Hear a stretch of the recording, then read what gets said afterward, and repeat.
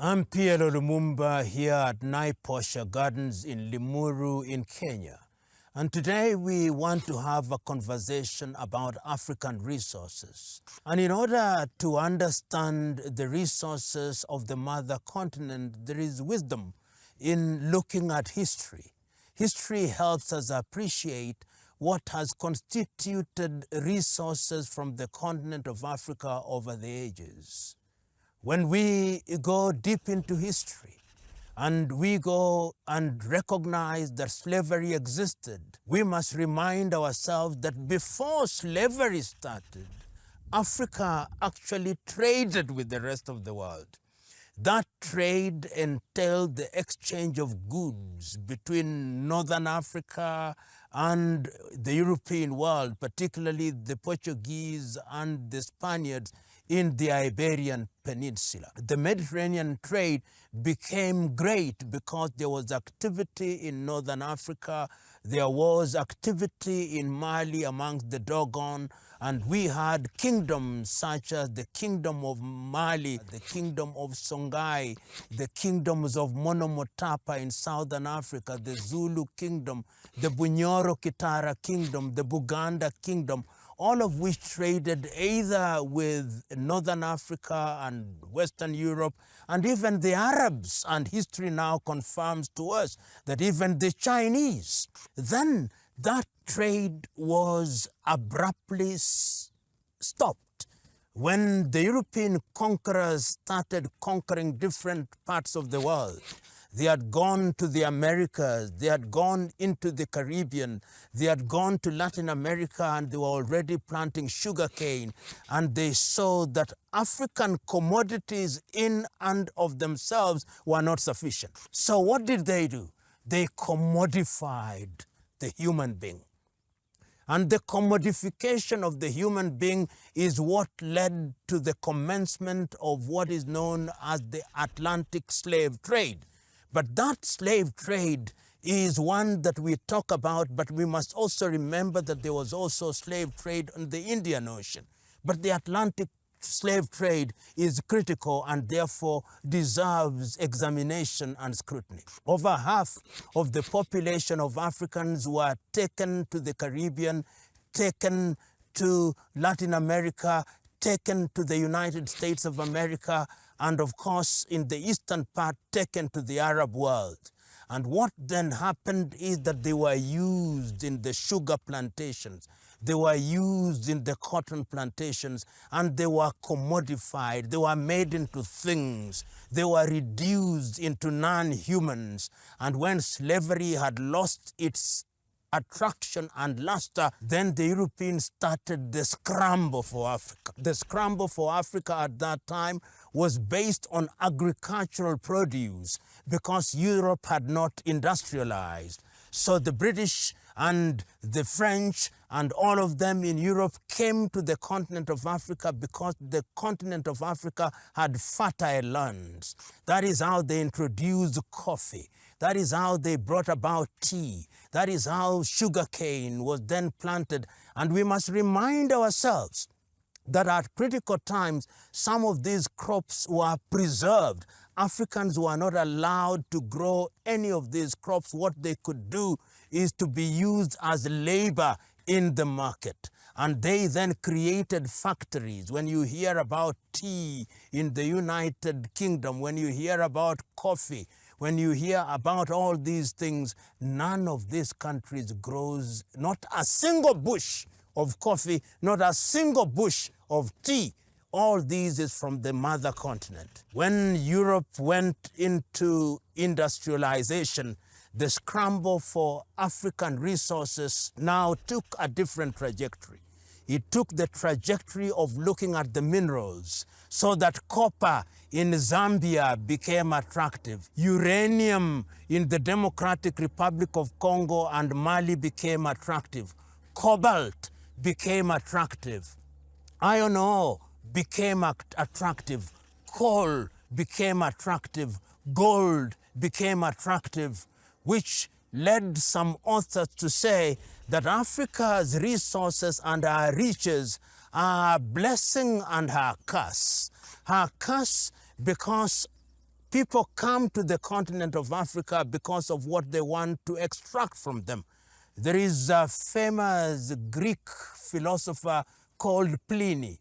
And Pliny once remarked, out of Africa, something new always comes.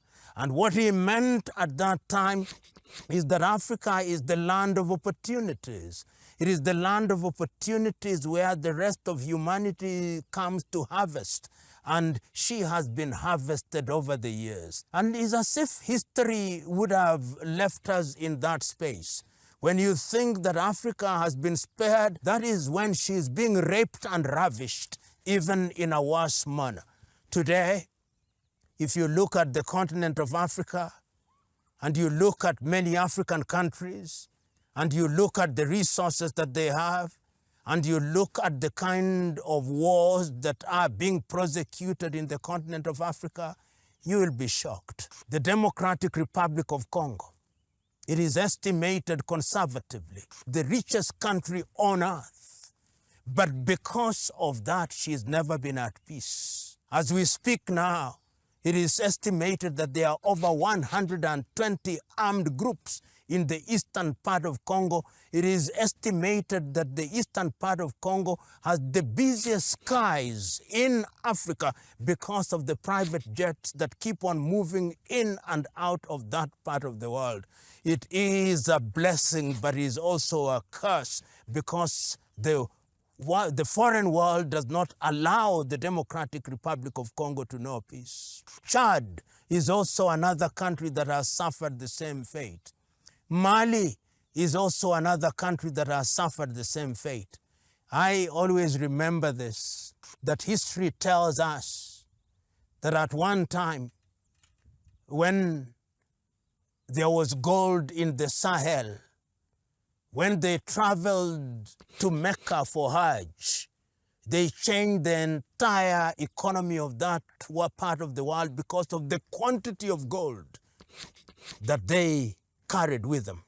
Today, you go to the vaults of France, to the vaults of the United Kingdom, and see the gold that is there is all extracted from the continent of Africa. If you go to the beauty that you see in Brussels, and you look at the electrification, that is copper from Zambia. You go to France and you see the City of Lights, that is copper from Zambia and other minerals. In other words, we live in a world where survival is for the fittest and death is for the least suitable.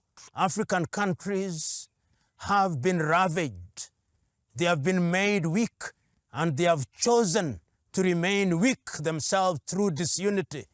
The net effect is that the philosophy and the strategy and the very act of divide and rule has made African countries weak, with the consequence that our resources have also become our curse. In a book that commends reading and which demands to be read, Greg Mills and Geoffrey Herbst, a book titled The Third Liberation of Africa, they say that the time is now for Africa to liberate herself. The time is now for Africa to use our resources for our benefit.